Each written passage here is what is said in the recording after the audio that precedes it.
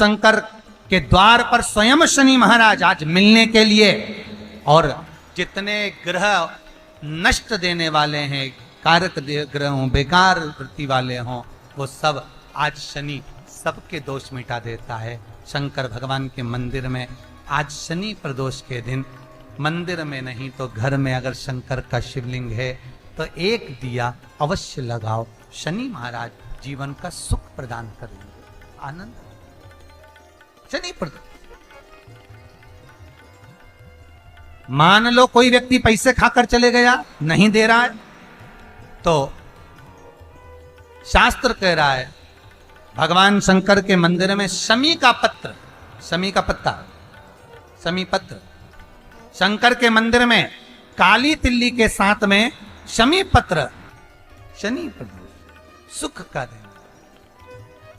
स्वयं शंकर को प्रिय है प्रदोष का व्रत, इसलिए निवेदन है बन सके व्रत करते हुए भगवान शंकर का अनुमोदन करें, जीवन को सार्थक बनाए।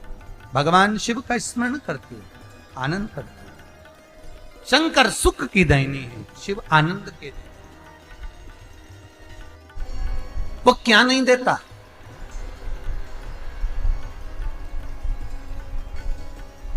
क्या नहीं देता? आरोग्यता देने वाला अगर कोई है तो शंकर है। भगवान कृष्ण के यहां जब 16,108 रानियों से संतान नहीं हुई तो पुत्र देने वाला अगर कोई है तो शंकर है। क्या नहीं देता? और भगवान राम और कृष्ण को यदि परम धाम जाना भी है, राम और कृष्ण को अगर परम धाम की ओर जाना भी है और उनको अब कहना है कि अब तुम्हें प्राण छोड़ना पड़ेगा, तो मृत्यु का निमंत्रण देने वाला भी शंकर ही है, शिव,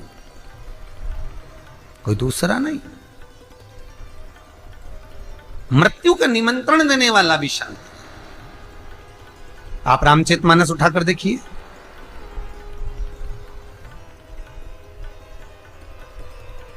एक बार दुर्वासा ऋषि राम जी के आ गए और अयोध्या में आकर कहा मुझे राम जी से मिलना है।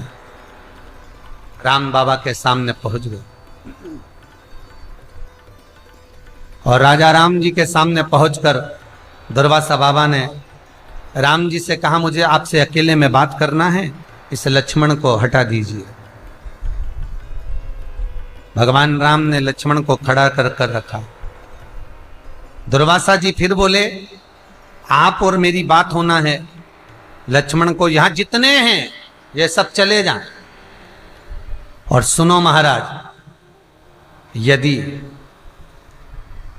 आपकी और मेरी बात के बीच में कोई आ जाता है तो उसका आपको त्याग करना पड़ेगा, ये विचार कर लीजिए। मेरे राम जी महाराज ने यही विचार किया। ठीक है लक्ष्मण जाओ, पूरा महल खाली कर दो, मेरा कक्ष खाली कर दो। और सुनो लक्ष्मण, इस कक्ष में फिर कोई प्रवेश नहीं करना चाहिए। जब तक मैं दुर्वासा ऋषि से बात कर रहा हूं इस बीच में कोई ना आवे। लक्ष्मण जी चले गए, दरवाजे पर पहरेदारी करने लगे। दुर्वासा भगवान और भगवान राम की चर्चा प्रारंभ हुई, बात चालू हुई। और कुछ देर बाद लक्ष्मण जी का आगमन हुआ।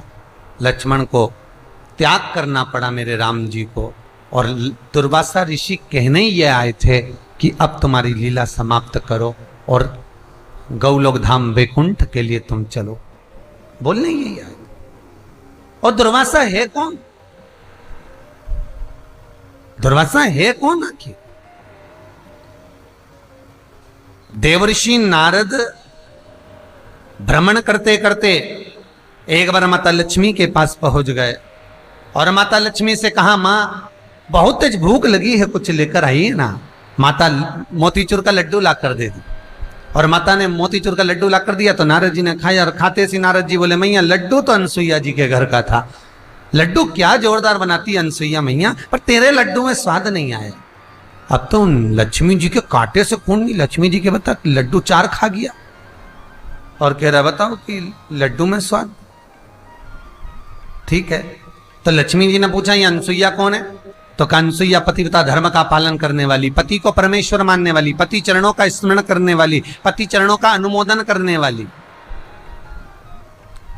पति चरणों के रसतत्व को धारण करने वाली वो अनसुईया है। और अनसुईया मैया पति के चरणार बिंद का रसतत्व ग्रहण करती, पति के चरणों का अनुमोदन करती, पति के चरणों को नमन करती, वो अनसुईया। क्या अनसुईया इतनी सात्वित्ववान है? अरे मैया तुम क्या लगो। और लक्ष्मी जी को इतना कहकर नारद जी चले सरस्वती के यहां पहुंच गए, ब्रह्माणी के। ब्रह्माणी को भी कह दिया, पार्वती के यहां पहुंचे तो पार्वती को भी कह दिया। अनसुईया के सात्वित्व की प्रबलता का जब बखान किया है देवऋषि नारद ने, तीनों को परीक्षा लेने के भाव जागृत हुए। और अनसुईया मैया अनसुईया है, अपनी सात्वित्व की प्रबलता है अनसुईया। पति के चरणार बिंद का अनुमोदन स्मरण करती हैं। आप में से कितनी माताएं हैं जितनी टीवी पर कथा सुन रही हैं, ऑनलाइन कथा सुन रही हैं, आप में से कितनी माताएं हैं जो अपने पति को रोज प्रणाम करती है, रोज नमन करती है? हाथ उठाओ जरा। कितने प्रणाम करते? इक्का दुक्का कोई होगा प्रणाम करते होगे। और नहीं तो कई घरों में तो बेचारा पति तुम्हारे को प्रणाम कर ले, तारी चुप हो जा, तेरे हाथ जोड़ो, चुप हो जा, मत बड़बड़ कर, जरा शांति रख ले, थोड़ा चुप हो जा। पति बेचारा कह दे नमनता। महाराज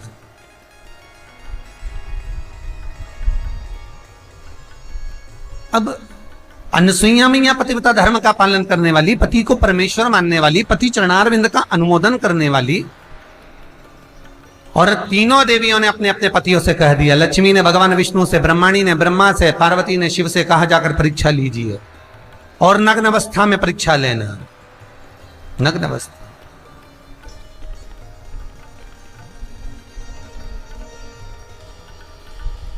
जाओ। चले ब्रह्मा विष्णु महेश ने जाकर आवाज लगाई, माता भिक्षाम देई, माता भिक्षाम देई। जैसे ही भिक्षा के लिए आवाज लगाई, अनसुईया जी बाहर आए। बाबा ये लो। तीनों देवता जो ब्राह्मण के रूप में थे, उन्होंने कहा भिक्षा ऐसे नहीं लेते, वस्त्र उतार कर आओ, नग्न अवस्था में आओ। अनसुईया जी कहती हैं, बाबा किसी पर पुरुष के आगे नारी कैसे वस्त्र विहीन आ सकती है? बाबा कहते हैं, माता भिक्षा तो हम ऐसे ही लेंगे, अगर आप भिक्षा नहीं दोगी तो हम भूखे रह जाएंगे, और हमारे भूखे रहने का दोष आपको लगेगा, भिक्षा दीजिए। अनसुईया जी अंदर गई, आंत ऋषि के कमंडल का जल लेकर आई। अगर मेरा सात्वित्व पक्का है, मैंने पति की सेवा परमेश्वर मानकर करी है, तो ये तीनों की तीनों बच्चे हो जाएं, बालक हो जाएं। और जल छोड़ दिया, और ब्रह्मा विष्णु महेश 1.5 महीने के हो गए, और छोटे छोटे होकर उन अनसुईया जी ने गोदी में उठा लिया, उनकी झोली में थोड़ा थोड़ा सा अनाज दे दिया, विश्वकर्मा जी का ध्यान करा, पलना बनवाया चंदन का, रेशम की डोरी लगाई, और अनसुईया जी उनको झुला रही थी। इतने में आंत ऋषि आ गए, और आंत ऋषि ने आकर पूछा, अनसुईया ये किनके बच्चे हैं? अनसुईया जी कहती है, महाराज सब अपने। आंत ऋषि बोले, अभी स्नान करने गया था तो एक भी नहीं था। अनसुईया जी बोली, भगवान जब देता है तो छप्पर फाड़ कर देता है। अरे अनसुईया बताना ये बच्चे कहां से लाई है? अनसुईया जी ने सारा चरित्र सुना दिया। आंत ऋषि भी खुश हो गए, घर में 3-3 बच्चे आ गए। अब अनसुईया जी के यहाँ तो आनंद था, रोज नया नया आनंद। चिंता उनको लग गई। लक्ष्मी ने पार्वती से पूछा, तेरा आया क्या? ब्रह्माणी ने नहीं। तीनों देवियों ने एक जगह पर इकट्ठी हो गई। वहीं से देव ऋषि नारद निकलकर जा रहे थे। श्रीमन नारद, देव ऋषि नारद निकलकर, और नारद जी ने बड़े मीठे स्वर में निकलकर जा रहे थे। श्रीमन नारायण कहते कहते लक्ष्मी जी ने बड़े मीठे स्वर में आवाज लगाई, बेटा नारद, ओ बेटा नारद। नारद जी को लगा आज मैया कितना मीठा बोल रही है, कितना मीठा। और जब माताएं मीठा बोलती है तो समझ लो कि कुछ तो चाहिए। जब माताएं बोले ए जी तो तुरंत खसक लो जी, नहीं तो 500 गया जी, ये पक्का है। आज मैया बड़ा मीठा बोल रही है। बोलो मां, क्या चाहिए? लक्ष्मी जी बोली तूने कहीं नारायण को देखा? हाँ मैया। अनसुईया जी क्या पलना में झूल रहे हैं? पलना में झूल रहे हैं? तो पागल हो गया, मूर्ख हो गया, चल निकल यहां से। अब लक्ष्मी जी ने तो देव ऋषि नारद को भगाया। इतने में ब्रह्माणी ने पूछा तो कहा पलना में झूल रहे हैं। पार्वती पूछती है मेरे पति को तो कोई किडनैप भी नहीं कर सकता, मेरे पति को तो कोई पकड़ भी नहीं सकता, बोल नारद मेरे पति कहाँ है? नारद जी बोले पलने में झूल रहे हैं।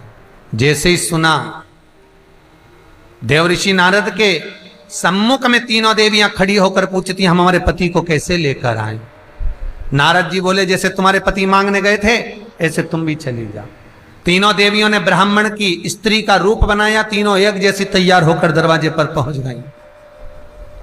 दरवाजा बंद था, आवाज लगाई माता भिक्षाम देहि, और आवाज लगाने वाली कोई दूसरी नहीं थी। लक्ष्मी जी कहती है मैं राजरानी, मैं पटरानी में किसी के यहां भीख नहीं मांगूंगी। ब्रह्माणी कहती है मैं सरस्वती किसी के दरवाजे पर भिक्षा नहीं मांगूंगी। पार्वती जी कहती है मेरी दौलत तो मेरा पति है, मैं मांगूंगी चलो।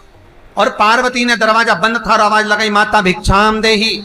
जैसे ही पार्वती जी ने आवाज लगाई, बीच में शंकर जी सोए थे पलने में, इधर विष्णु इधर ब्रह्मा। शंकर भगवान ने दोनों कोनी मार कर कहा मेरी तो आ गई, मेरी तो आ गई। भगवान विष्णु और ब्रह्मा बोले अकेले मत जाना प्रभु, जाएंगे तो तीनों साथ जाएंगे। शंकर भगवान से पूछा आप कैसे पहचान गए कि पार्वती आ गई? भगवान शंकर बोले मैं पार्वती की आवाज सुन लेता हूं, समझ जाता हूं कि मेरी है। आज भी एक पति और पत्नी को हजारों जनता के बीच में पंडाल में बिठा दो तो पहचान जाएंगे कि भेरू कहां बैठा है और जगदम्बा कहां बैठी, तुरंत पहचान। कहीं पर भी बिठा दो आप पहचान। अनसुईया जी ने दरवाजा खोला। जब भगवान रोना प्रारंभ करे तो अनसुईया जी दरवाजा खोली, बाहर आई। और बाहर आकर अनसुईया जी ने जैसे ही देखा क्या चाहिए तुमको? माता भिक्षा। भिक्षा में क्या चाहिए तुमको? माता अंदर जो सो रहे हैं पलने में वो हमारे पति हैं, हमें दे दीजिए। आइए पधारो।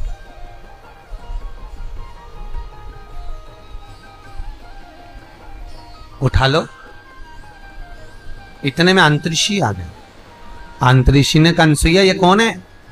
अनसुईया जी कहती हैं तीनों से जाओ तुम्हारे ससुर हैं, जाओ प्रणाम करो। तीनों लक्ष्मी ब्रह्माणी पार्वती ने प्रणाम किया। अंतरिक्षी ने अनसुईया का हाथ पकड़कर बोला री अनसुईया बेटे तेते से और बहू लिया ही साथ साथ हाथ की। अनसुईया जी बोली महाराज कमाती हुए बेटे मिल जाते हैं तो बहुएं इनको लेकर अलग हो जाती हैं। हम माता पिता ने कैसे पाल पोस कर बड़ा करा ये हम जानती हैं, ये हम जानते हैं। इसलिए जाओ उठा लो जिसको जौन सा बेटा पति चाहिए, हर माल 2 रुपया अपना अपना छाट लो। अब लक्ष्मी जी छाट रही हैं, बदल बदल के उठा लिए। अनसुईया जी को लगा पहचान नहीं पाई पत्नियों, पतियों को नहीं जानती। वापिस सिलवाया पल्ले में, हाथ में जल लिया। अगर मेरा सात्वित्व पक्का है, मैंने पति को परमेश्वर मानकर सेवा करी है, तो ये तीनों की तीनों बड़े हो जाएं। तीनों बड़े हुए, उनके अंश अवतार से, भगवान विष्णु के अंश अवतार से दत्त, ब्रह्मा के अंश अवतार से चंद्र और शिव के अंश अवतार से स्वयं दुर्वासा जी प्रकट। और वही दुर्वासा भगवान राम के दरवाजे पर जाकर परीक्षा लेते हैं, वही दुर्वासा भगवान कृष्ण के दरवाजे पर जाकर परीक्षा लेते हैं। जिस समय द्वारकापुरी में भगवान निवास करते हैं, द्वारकापुरी में भगवान कृष्ण रहते हैं, उस समय पर दुर्वासा ऋषि स्वयं आते, स्वयं। और दुर्वासा ऋषि ने आकर आवाज लगाई कोई मुझे मेहमान रख लो, कोई मुझे मेहमान रख लो। और देखो भाई, मेहमान भी उसको रखा जाता है जो मन का अच्छा है, जो मन का ठीक हो, जिसके भीतर कपट ना हो, जिसके भीतर छल ना हो, जिसके भीतर प्रपंच ना हो। और जिस मेहमान के भीतर कपट, छल, अहंकार, क्रोध सब भरा रहता है, वो मेहमान सुभाता ही नहीं। दुर्वासा बाबा मेहमान बनकर द्वारकाधीश के यहाँ पहुंच गए। कोई मेहमान नहीं रख रहा, आवाज लगा रहे हैं मुझे मेहमान रख लो। कोई तो रखो, जिसको क्रोध आए उसको कौन रखे? कोई ने नहीं रखा, द्वारकाधीश ने रखा, मेरे यहाँ मेहमानी करो। दुर्वासा जी बोले कृष्ण सुन ले, अगर मुझे क्रोध आ गया तो भगवान कहते हैं आने नहीं दूंगा, रहिए मेरे यहाँ। एक कुटिया बना दी, उसमें दुर्वासा जी रहे। आज दुर्वासा जी ने अपनी कुटिया में आग लगा दी, बाहर खड़े हो गए, सब लोग पानी डाल रहे हैं दुर्वासा जी के पास में। भगवान कृष्ण ने आकर पूछा ये कुटिया में आग किसने लगाई? दुर्वासा जी की। दुर्वासा जी भगवान कृष्ण की पीठ ठोक कर कहते मैंने लगाई। भगवान कृष्ण बोले तुम्हारे घर में तुमने आग लगा दी? दुर्वासा जी बोले मन मेरा, मैं तो मेहमान, और मेहमान तो आग भी लगा सकता। नहीं नहीं, ये ठीक नहीं करा है। दुर्वासा जी बोले कृष्ण आग लगी अपनी जगह पर, मुझे खीर खाना है, जल्दी ला। और भगवान कृष्ण ने उसी समय रुक्मणी जी से कहा जल्दी खीर लेकर आ। रुक्मणी जी खीर लेकर आई। रुक्मणी जी ने खीर भगवान दुर्वासा जी को दी। दुर्वासा जी ने खीर खाकर आधी खीर कृष्ण पर फेंक दी। भगवान कृष्ण के पूरे शरीर पर कहा खीर मल ले, और भगवान कृष्ण ने पूरे शरीर पर खीर मली। इतने में रुक्मणी जी हंस दी, और रखो ऐसा मेहमान जो तुम्हारी इज्जत ही नहीं करे, भगा दो इसको। इतने में तो दुर्वासा ऋषि को क्रोध आ गया, और दुर्वासा ऋषि को क्रोध आया और कहे ये रुक्मणी ने मुझको देखकर हंसा है, आज मैं रुक्मणी के सम्मुख में द्वारका घूमने के लिए जाऊंगा, पर रथ पर बैठ कर जाऊंगा। उस रथ में ना घोड़ा लगेगा ना घोड़ी लगेगी, उस रथ में रुक्मणी जुतेगी। रथ को रुक्मणी लेकर जाएगी, और दुर्वासा जी के रथ को रुक्मणी खींच रही है। द्वारकाधीश पीछे पीछे चल रहे हैं। दुर्वासा जी रुक्मणी से कहते चलाओ जल्दी जल्दी रथ। रुक्मणी चलती चलती चक्कर खा के नीचे गिर गई। दुर्वासा जी ने पानी का छींटा दिया, रुक्मणी को उठाया, कहा कृष्ण, हे कृष्ण, ये रुक्मणी ने मेरी हंसी उड़ाई है, ये तेरे साथ द्वारका में नहीं रहेगी, इसका तुझे त्याग करना पड़ेगा। इसलिए रुक्मणी का त्याग करा। कभी कोई द्वारका जी गए होंगे तो उनको मालूम होगा, द्वारकाधीश के मंदिर के अंदर रुक्मणी का मंदिर नहीं, रुक्मणी का मंदिर कोसों दूर है। त्याग करना पड़ेगा तुझे। और सुन कृष्ण, मैंने तुझे खीर नहीं कवच दिया था। ये शंकर जब भी देता है तो कुछ अच्छा ही देता है। दुर्वासा जी कहते हैं मैंने तुझे कवच दिया था, उस कवच को तूने पूरा नहीं पहना, पांव के तलवे में खीर नहीं लगाई। कृष्ण कहते हैं गुरुदेव, हे भोलेनाथ, ब्राह्मण संत की खाई तो प्रसादी हो जाती है, प्रसाद को पांव में कैसे लेता, इसलिए तलवे में नहीं लगाई है। दुर्वासा जी बोले कृष्ण, मैंने तुझे कवच दिया था, उस कवच को तूने पूरा नहीं पहना, तेरे प्राण छूटेंगे तो पांव के तलवे से छूटेंगे। इसलिए जरा नाम के व्याघ्र ने जब बाण छोड़ा तो वो भगवान कृष्ण के पांव के तलवे में लगा, पूरे शरीर में कहीं नहीं। कवच नहीं पहना, कवच धारण नहीं करा। महाराज, दुर्वासा जी का अवतार ही शंकर का है। अगर जन्म देने वाला है तो शिव है, और मृत्यु देने वाला भी है तो शंकर ही है। जन्म, मरण और परण, ये तीन शंकर के हाथ। श्री शिवाय नमस्तुभ्यम। हर हर महादेव। 11 जनवरी के दिन शनि प्रदोष पड़ रहा है, जो कि साल की पहली शनि प्रदोष है। शनि प्रदोष के दिन के 5 विशेष उपाय है। तो आशा करती हूँ यह वीडियो पसंद आई होगी। वीडियो पसंद आई होगी तो वीडियो को लाइक करें, और हमारे यूट्यूब चैनल पर नए हैं तो चैनल को सब्सक्राइब कर लें, और कमेंट में हर हर महा